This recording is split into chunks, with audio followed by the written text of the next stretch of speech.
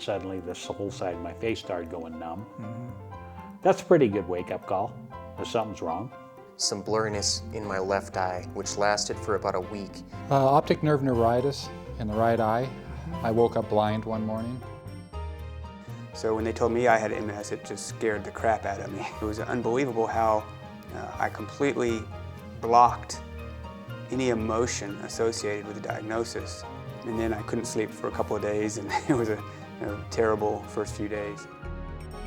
When the neurologist said, yes, it's without a doubt that, probably curiosity. I didn't really know what MS was.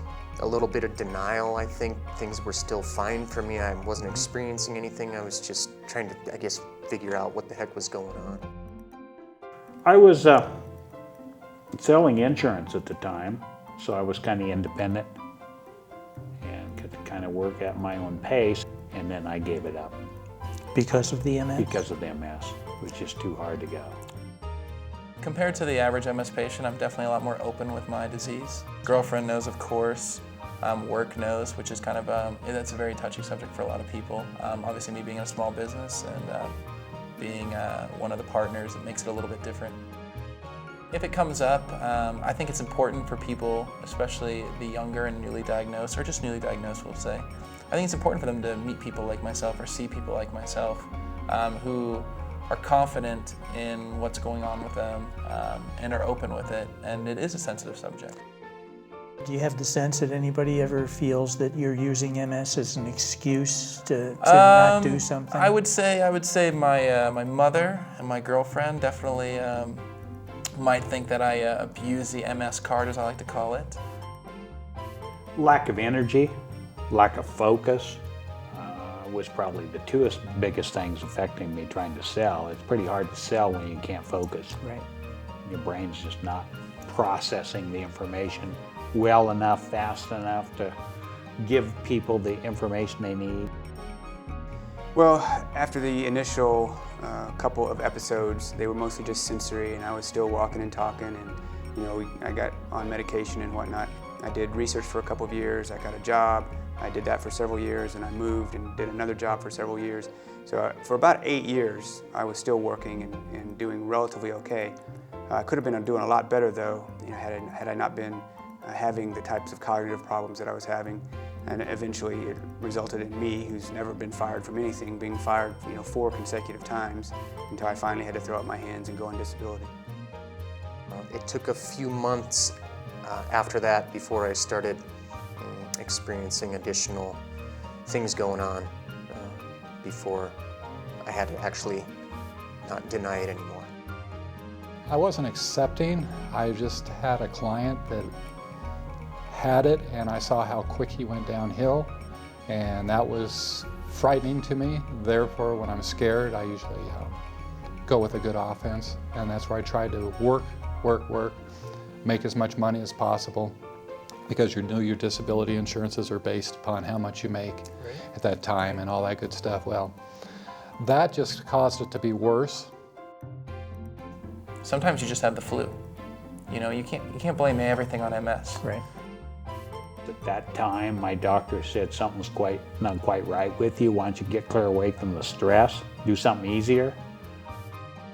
I would just absolutely classic, typical MS type stuff, just unable to pull things out of short-term memory, unable to name things, stuttering, kind of not being able to, if I'm nervous or something, not be able to, like when I came in this afternoon, when they asked me what am I here for, and I was trying to say your name, I couldn't say your name, although you and I have been great friends for a long time. A lot of people can't pronounce my name.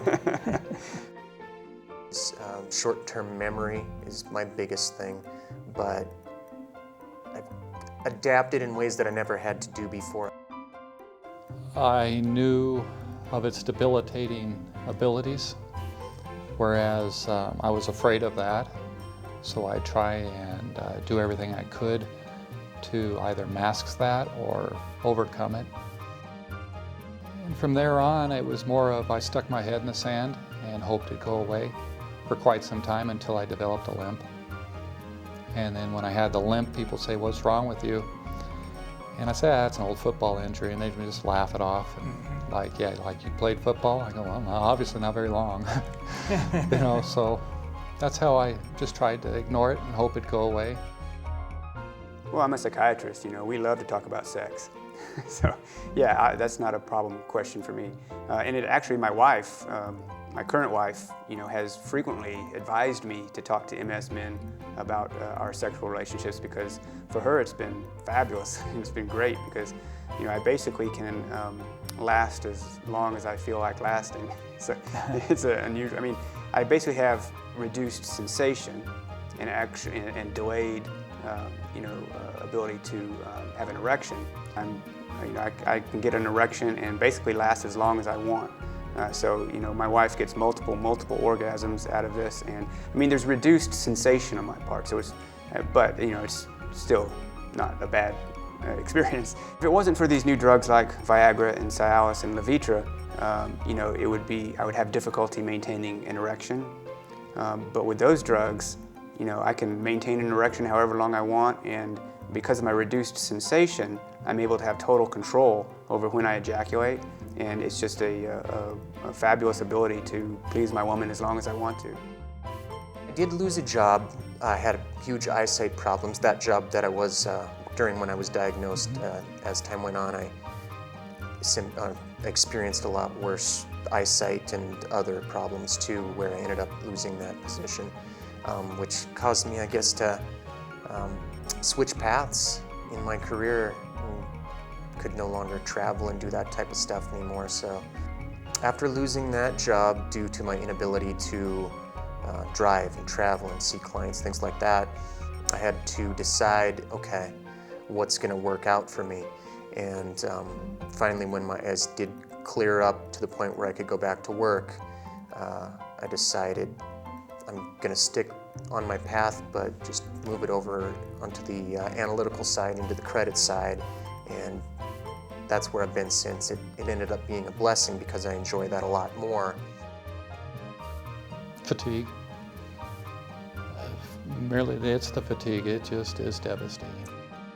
I decided that if I'm going to go with this grief, I'm going to do it all by myself. And I busted off from him and took the clients that I've always been working with over the years with me and started up by myself in another shop and hired temporary or seasonal help. So then I started cutting out the problem clients, or the ones that gave me consternation, so to speak, and broke it down to part-time.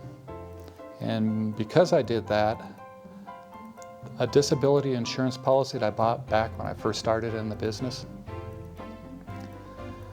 allowed me to do a partial. I was able to get partial disability in addition to help offset me going to part-time and trying to reduce the stress and manage it. And it was really, had to manage it. I'd go in the mornings, I'd leave in the afternoons, come back some evenings and get things done. No, I had to shut it down just a year ago, July. And the reason is when I say I went down, that means I had some challenges, and mine has been vertigo. And when I get vertigo, all I can do is go to bed and wait it out. And it's usually a 3-day stint. I was fortunate enough to have good disability coverage, and so I'm making about as much money as I made when I was working, but I get to stay home and raise my kids all the time, and that's actually been, you know, quite a benefit. I've been on disability insurance in the past when I lost the first job that I mentioned earlier, and I saw how valuable that was to have that. So I do have Social Security disability insurance, but I also have 2 regular insurances. You have a social life? I always make time. I try and make time for myself. I find if I don't, I tend to not do as well at my work. So whatever that means. For me, we live in beautiful Colorado, so I try and sneak off to the mountains as often as possible. I love Denver, it's a great city, but after a while it's like, just get me out of here between the traffic and everything. You have to decompress. Absolutely. But I've got a dog, and he's definitely worth mentioning because I bought him 6 months after I was diagnosed. And that dog was hands down the best thing I ever did for my diagnosis. And there's multiple reasons why, besides the obvious pet therapy stuff. I had many mornings where I didn't want to get out of bed, wasn't very motivated. But now I had this puppy. Well, this puppy, dog knows best. This puppy had to be walked, it had to be fed, it had to go outside, or it was going to make a big mess. So his name's Bosco. He's a Shepherd Lab, and he was a rescue dog. And at the time, I was looking for either a German Shepherd or a Lab. And then I went to a rescue, and they had a mutt of both. And I was like, oh, I didn't even think of that, you know? So I was like, he's perfect. So he's still with me today. Lives here in Colorado. He's getting up there though. He's 10 years old now.